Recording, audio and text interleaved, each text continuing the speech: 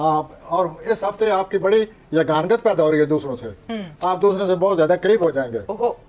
और आप अगर कोई दुनिया में खलूस पुरखलूस मोहब्बत करता है तो वो सिर्फ हूती अफराद करते हैं। अच्छा रियली? बाकी सब फ्रॉड।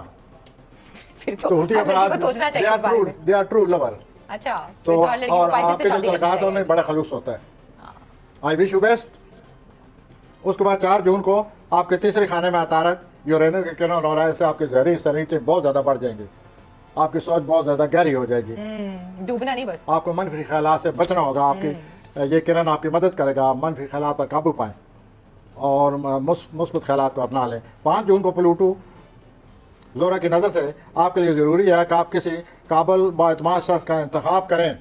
देखें कि कौन शख्स सही आपके साथ एतमाद से पेश आता है और उससे तलक बनाएं ताकि आपकी ज़िंदगी में कुछ सुकून आए। और किसी पर एतमाद ना करें। बाकायदा 4 दिन लग जाए, हफ्ता लग जाए, उस आदमी की तलाश रखें कि कौन है जो सही मेरे साथ खलूस रखता है मेरे लिए। और